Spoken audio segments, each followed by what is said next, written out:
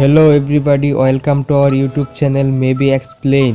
তো আজকে আমরা যে মুভিটি এক্সপ্লেইন করতে যাচ্ছি সেই মুভিটির নাম হলো রিবেল রিচ। মুভিটিতে একটি আর্মির মার্শাল আর্ট ট্রেইনার কিছু সংখ্যক অসৎ পুলিশ অফিসারদের মুখোশ খোলার জন্য তাদের বিরুদ্ধে গিয়ে লড়াই করে। সে কি পারবে শেষ পর্যন্ত তাদের অসৎ মুখোশ বের করতে? এরকম ঘটনাকে ঘিরেই মূলত এই মুভিটি করা হয়েছে। তো চলুন আর কথা না বাড়িয়ে মূল ভিডিওতে যাওয়া যাক। মূল ভিডিওতে যাওয়ার আগে আমাদের চ্যানেলটি যদি সাবস্ক্রাইব করে না থাকুন তাহলে আজই আমাদের চ্যানেলটিকে সাবস্ক্রাইব করুন আর ভিডিওটি শেষ পর্যন্ত দেখবেন, আর ভালো লাগলে লাইক করতে একদমই ভুলবেন না। মুভির শুরুতে আমরা টেরি নামক একজনকে দেখতে পাই। সে সাইকেলে করে কোথাও যাচ্ছিল। পিছন থেকে পুলিশ এসে গাড়ি দিয়ে ধাক্কা দিয়ে তাকে ফেলে দেয়। তাকে ধরে বলে যে তোমাকে কতবার সিগন্যাল দিয়েছি সাইকেলটি থামাতে। টেরি বলে যে আমার কানে হেডফোন লাগানো ছিল। এরপর পুলিশ টেরিকে বলে যে তোমার চেক করা হবে, তোমার কাছে কোনো ড্রাগস আছে কিনা। টেরির ব্যাগটি চেক করে দেখতে পারে যে সেখানে $30,000 রয়েছে এবং তাকে বলে যে এত টাকা নিয়ে কোথায় যাচ্ছ? নিশ্চয়ই এটি ড্রাগসের টাকা। টেরি বলে যে না। এরপর পুলিশ বলে যে তাহলে এত টাকা দিয়ে কি করবে? টেরি বলে যে আমার কাজিনকে জামিন করাতে যাচ্ছি এবং বাকি টাকা দিয়ে আমি একটি ট্রাক কিনবো। পুলিশ বলে যে এত টাকা তোমার কাছে কিভাবে এসেছে? সে বলে যে আমার একটি গাড়ি ছিল, তা একজন রেস্টুরেন্টের মালিকের কাছে বিক্রি করে দিয়েছি। এরপর পুলিশ বলে যে গাড়ি বিক্রি করার কাগজটি আমাদেরকে দেখে 1 মাস পরে উপযুক্ত প্রমাণ দিয়ে তুমি টাকাগুলো নিয়ে যাবে। টেরি বলে যে আমার কাছে এত সময় নেই, আমার কাজিনকে জামিন করাতে হবে। টেরি চিন্তায় ছিল কারণ তার কাজিনকে নেশাগত অবস্থায় পুলিশ ধরার পর কোর্টে সে কিছু নেশার ডিলারদের নাম বলে দিয়েছিল। সে যদি ঠিক সময় জামিন করাতে না পারে তাহলে তার কাজিনকে তারা জেলের ভিতরে মেরে ফেলবে। পুলিশ তখন টেরিকে ছেড়ে দেয় এবং টাকাগুলো নিয়ে তারা চলে যায়। এদিকে টেরি আসে উকিলের কাছে এবং তাকে বলে যে তার কাজিনকে সেন্টার জেলে নেওয়ার আগে তার জামিন করাতে, কিন্তু উকিল বলে যে $10,000 ছাড়া সে এই কাজটি করতে পারবে না। এরপর তার সামার নামক একজনের সাথে দেখা হয়। তারা একটি রেস্টুরেন্টে যায় এবং সামার টেরিকে বলে যে এখানের পুলিশরা এরকমই, জামিন করাতে যারা আসে তাদেরকে মিথ্যা মামলায় ফেলে তাদের কাছ থেকে টাকা নিয়ে যাওয়া হয়, কিন্তু এইসব টাকা তারা কোনো সরকারি ফান্ডে দেয় না। লোকেরা যেহেতু জামিন করাতে আসে এবং তাদের ইমার্জেন্সি টাকার প্রয়োজন হয়, তাই তাদের কাছ থেকে বড় অঙ্কের ঘুষ নিয়ে তাদের টাকা ব্যাক দেওয়া হয়। এরপর সামার টেরিকে বলে যে আপনার কাজিনের কিসের কেস? টেরি তখন বলে যে নেশা নিয়ে ধরা খেয়েছিল। সে সকল ডিলারদের নাম কোর্টে বলে দিয়েছে, তার জন্য একটি গ্যাংস্টারকে জেলে ঢুকতে হয়। সামার বলে যে তাহলে তো তাকে সেন্টার জেলে নেওয়ার পর তাদের লোক তাকে মেরে ফেলবে। টেরি বলে যে হ্যাঁ, তাই আমি এত চিন্তায় রয়েছি। আরো বলে যে তুমি আমার সাহায্য করবে, তাহলে তুমিও একজন উকিল। সামার বলে যে না, আমি উকিলের সাথে কাজ করে থাকি, আমার ডিগ্রি চলছে, আমার উকিল হতে আর বেশি দিন লাগবে না। এরপর টেরি সেই রেস্টুরেন্টের মালিককে কল দেয় যার কাছে তার গাড়িটি বিক্রি করেছিল। সে বলে যে আমার সকল টাকা পুলিশে নিয়ে গিয়েছে, 2 দিনের ভিতর আমার $10,000 লাগবে। রেস্টুরেন্টের মালিক বলে যে এখন আমার কাছে টাকা নেই, তুমি একদিন অপেক্ষা করো, আমি টাকার ব্যবস্থা করছি। পরদিন টেরি পুলিশ স্টেশনে যায় যে একটি মামলা দিতে যে তার কাছ থেকে সবকিছু লুট করা হয়েছে। এরপর সেই পুলিশ অফিসারটি তার কাছে আসে এবং তাকে এখান থেকে চলে যেতে বলে এবং পুলিশের চিফও সেখানে চলে আসে এবং টেরিকে বলে যে উপযুক্ত প্রমাণ দিয়ে তারপর তোমার টাকা নিয়ে যাবে, এখন এখান থেকে যাও। টেরি বলে যে আমার কাছে প্রমাণ রয়েছে যে আমি কোথা থেকে এই টাকাটি এনেছি। সে বলে যে এই প্রমাণ চলবে না। টেরি বলে যে আমাকে শুধু জামিনের জন্য $10,000 দিন, বাকি টাকা আপনারা রেখে দিন। চিফ তখন বলে যে আচ্ছা ঠিক আছে, কিন্তু আজকে নয়, কালকে সকাল 9টায় এসে টাকা নিয়ে যাবে এবং জামিন করাবে। পরদিন সকালে টেরি থানায় আসার পর চিফ তাকে বলে যে তোমার কাজিনকে তো নিয়ে যাচ্ছে কোর্টে। টেরি তখন চিফকে বলে যে এসব আপনারই কাজ। চিফ তখন টেরিকে বলে যে তুমি আসতে 3 মিনিট দেরি করেছো। টেরি দ্রুত যায় তখন ওই গাড়িটির দিকে যে গাড়িটি দিয়ে তার কাজিনকে নিয়ে যাচ্ছিল। এরপর তার কাজিনকে বলে যে কোর্টে গিয়ে সে বলতে তার সুরক্ষার আপিল দিতে, নয়তো তাকে মেরে ফেলবে। এরপর সে রেস্টুরেন্টের মালিককে কল দিয়ে টাকা দিতে বলে, কিন্তু রেস্টুরেন্টের মালিক তাকে বলে যে পারবে না, কারণ তার জন্য তার রেস্টুরেন্টে পুলিশ এসেছিল এবং তাকে হুমকি দিয়ে গিয়েছে। সে তখন সামারের কাছে আসে এবং বলে যে তার কাজিনকে সেন্টার জেলে নিয়ে যাচ্ছে, করবে না আমার সাহায্য? সামার বলে যে আমি কিছু করতে পারবো না, কারণ আমার চাকরি চলে যাবে। টেরি রেগে সেখান থেকে চলে যায় এবং সে পুলিশ স্টেশনে যায় এবং চিফকে বলে যে এমন কেন করেছেন, তার তো 2 দিন বাকি ছিল সেন্টার জেলে যাওয়ার জন্য। চিফ বলে যে এখানে তোমারই দোষ, কারণ তুমি আমার পুলিশ স্টেশনে এসে আমার পুলিশ অফিসারের বিরুদ্ধে রিপোর্ট দিয়েছিলে। টেরি বলে যে আপনার আপনারা কি ঝামেলা করতে চাচ্ছেন নাকি? চিফ রেগে গিয়ে তখন টেরিকে বলে যে তুমি তো আর্মি চাকরি করেছো, কিন্তু তুমি কখনো তো যুদ্ধে যাওনি, তুমি শুধু গাড়ি ড্রাইভ করেছো, তুমি শুধু একটি ড্রাইভার ছিলে। টেরি তখন চিফকে বলে যে দেখতে চান আপনি আমি কি লড়াই করতে পারি কি না।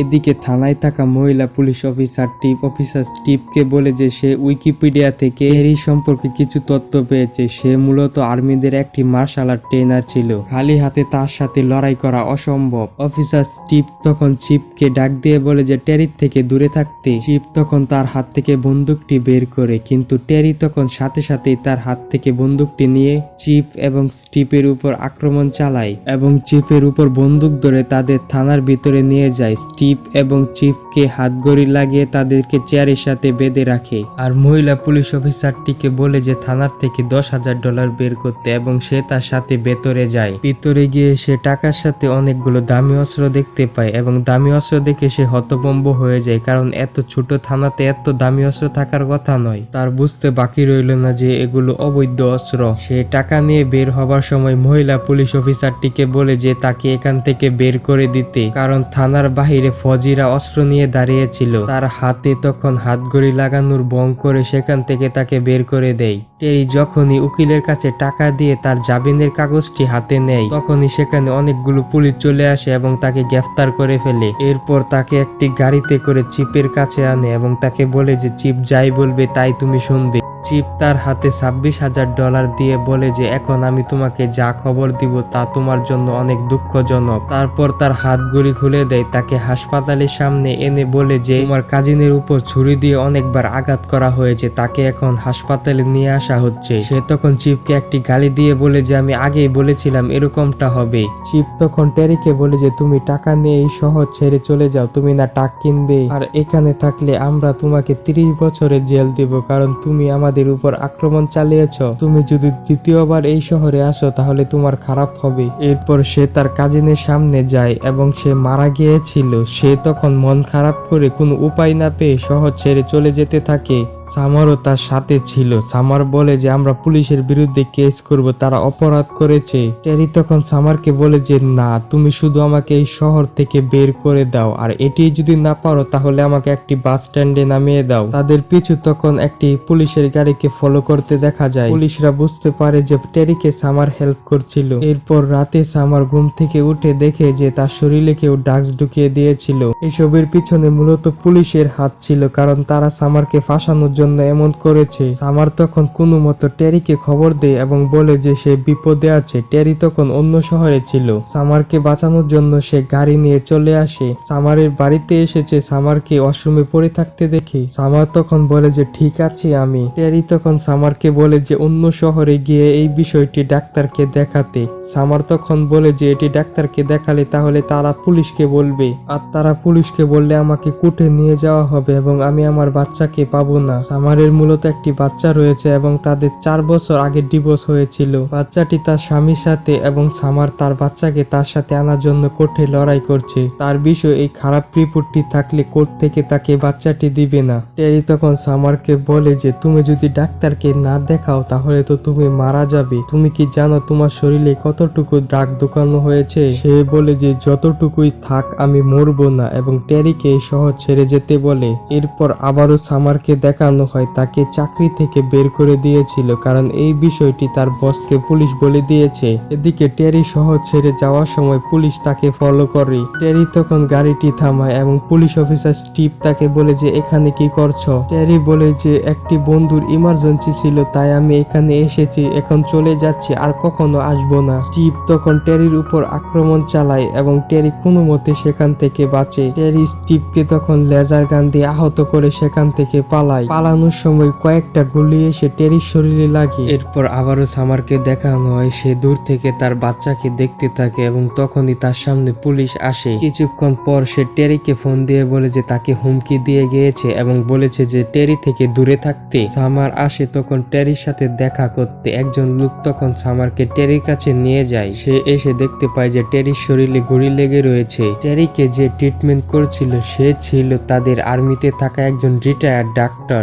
সে আর্মিদের ট্রিটমেন্ট করত। সামার তখন টেরিকে বলে যে তোমার জীবন ঝুঁকিতে রয়েছে। টেরি তখন বলে যে আমি যা করেছি তার জন্য তারা স্পেশাল ফোর্সকে বলতে পারতো, কিন্তু বলেনি কারণ তারা অবৈধ কাজ করছে। তারা আমার কাজিনের সাথে খারাপ করেছে, যাই হয়ে যাক আমি তাদেরকে ছাড়বো না। টেরি রাতে তখন সামারের বসের কাছে যায়। সে টেরিকে তার সামনে আসতে বলে এবং বলে যে সামার কোথায়। সামার সামনে আসার পর সে সামারকে বলে যে আমি তোমাকে চাকরি থেকে বের করে বাঁচিয়েছি কারণ তারা তোমাকে মেরে ফেলতো। আরো সে টেরিকে বলে যে আমার অনেক দুঃখ হচ্ছে তোমার কাজিনের মৃত্যুতে। টেরি বলে যে কিভাবে মরেছে আমাকে ঘটনাটি খুলে বলুন। সে বলে যে প্রত্যেক পুলিশের গাড়ির ডেস্কেমে একটি হার্ড ড্রাইভ রয়েছে এবং একটি হার্ড ড্রাইভ 90 দিন পর্যন্ত একটানা ভিডিও রেকর্ড করতে পারে। টেরি তখন বুঝতে পারে যে তার কাজিনের ভিডিওতে এমন কিছু রেকর্ড ছিল যাদের জন্য তাদের তথ্য ফাঁস হয়ে যেতে পারত। উকিল যখন তার জামিনের জন্য প্রমাণ নিয়ে যেত তখনই পুলিশের সকল অপকর্ম ফাঁস হয়ে যেত। তাই ইচ্ছা করে তারা টেরির কাজিনকে সন্ত্রাসীদের হাতে মারায়।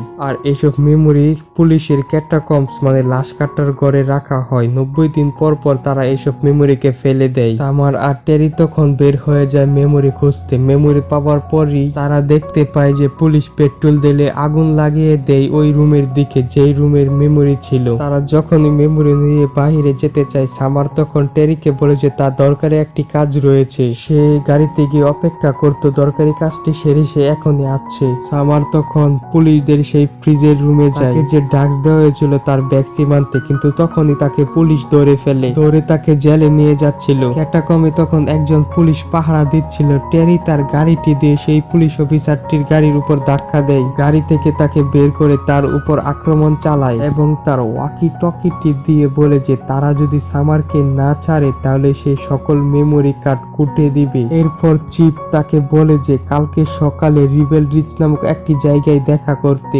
টেরি তখন বলে যে সেখানে যাতে বেশি লোক না আসে। এরপর সকালে পুলিশ অফিসারদেরকে দেখানো হয় রিবেল রিজে অপেক্ষা করতে। তাদের আড়ালে অনেকগুলো পুলিশ অফিসাররা অপেক্ষা করছিল। তাদের প্ল্যান ছিল টেরি মেমোরি কার্ডটি দিবার পরই তাকে মেরে ফেলবে। তাদের বেশিরভাগ পুলিশ অফিসারই তখন রিবেল রিজে ছিল। টেরি এই সুযোগটি কাজে লাগিয়ে থানায় আক্রমণ চালায়। চিফ তখন রিবেল রিজ থেকে সকল পুলিশ অফিসারদেরকে থানায় আসতে বলে। টেরি গেট ভেঙে তখন থানায় প্রবেশ করে প্লাস্টিকের গুলি দিয়ে চিফকে আহত করে ফেলে। থানার চারপাশে তখন পুলিশ অফিসার এসে ঘিরে ফেলে এবং এই খবরটি মহিলা পুলিশ অফিসার এসে টেরিকে জানায়। টেরি তখন তার হাত থেকে একটি বন্দুক ওই মহিলা পুলিশ অফিসারটিকে দিয়ে বলে যে তার সাহায্য করতে, কারণ সামার বলেছিল এই পুলিশ অফিসারটি তার বন্ধু। টেরি তখন জেলে থাকা সকল টাকার উপর পেট্রোল ঢালে এবং বাইরের পুলিশ অফিসারদেরকে বলে যে তারা যদি ঘরে আসতে চেষ্টা করে তাহলে সে আগুন লাগিয়ে দিবে। মহিলা পুলিশ অফিসারটি তখন টেরির পিছন থেকে এসে বন্দুক ধরে তাকে বলে যে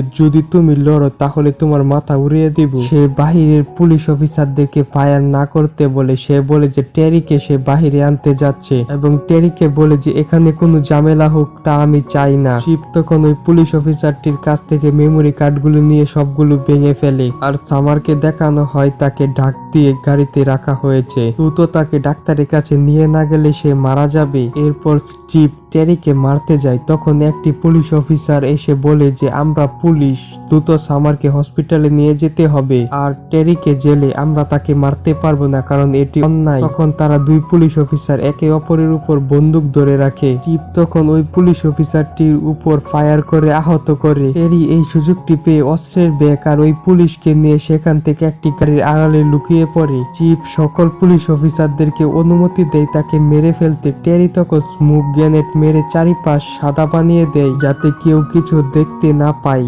এরপর টেরি স্টিপের উপর আক্রমণ চালায় এবং সেখান থেকে পুলিশের একটি গাড়ি নিয়ে গাড়ির ড্যাশ ক্যামেরাটি চালু করে দেয় এবং সামার ও ওই আহত পুলিশ অফিসারকে নিয়ে সেখান থেকে পালায়। পেছন থেকে পুলিশ ফায়ার করে তাদের গাড়ির টায়ারটি ফাটিয়ে দেয়, ফলে তাদের গাড়ি স্লো হয়ে যায়। পুলিশ গাড়ি দিয়ে তখন তাদের চারপাশ দিয়ে ঘিরে ফেলে। টেরি তখন ওই পুলিশ অফিসার এবং সামারকে বলে যে আমি চাইলে গাড়িটি থামিয়ে থামিয়ে দিতে পারি, এখন ডিসিশন তোমাদের হাতে। সামার এবং ওই পুলিশ অফিসারটি বলে যে না, তারা যা করতে চাই করতে দাও, তুমি গাড়িটি থামাবে না। মহিলা পুলিশ অফিসারটি যখন দেখতে পায় যে টেরিদের উপর অন্যায় হচ্ছে, তখন সে টেরিদের সামনে থাকা চিপে গাড়িকে ধাক্কা দিয়ে গাড়িটি সেখান থেকে সরিয়ে দেয় এবং টেরিদের সুরক্ষা দিবার জন্য তখন সেখানে আরো অনেক পুলিশ অফিসারদের গাড়ি চলে আসে। কারণ টেরি যখন ওই গাড়িটির ড্যাশক্যাম ক্যামেরাটি চালু করেছিল, তখন সেই অসৎ চিপে সকল তথ্য ফাঁস হয়ে গিয়েছিল। টেরি তখন সামারকে নিয়ে দ্রুত ডাক্তারের কাছে যায় এবং গাড়ির সামনে গিয়ে গাড়ির ভিতর থেকে হার্ড ডিস্কটি খুলে, এবং এখানে এই মুভিটি এন্ডিং হয়ে যায়। ভিডিওটি শেষ পর্যন্ত দেখার জন্য আপনাদের সবাইকে অসংখ্য ধন্যবাদ। ভিডিওটি ভালো লাগলে লাইক করবেন এবং আপনার মতামত কমেন্টে জানাবেন। তো আজকের মতো বিদায় নিচ্ছি, বাই বাই, আল্লাহ হাফিজ।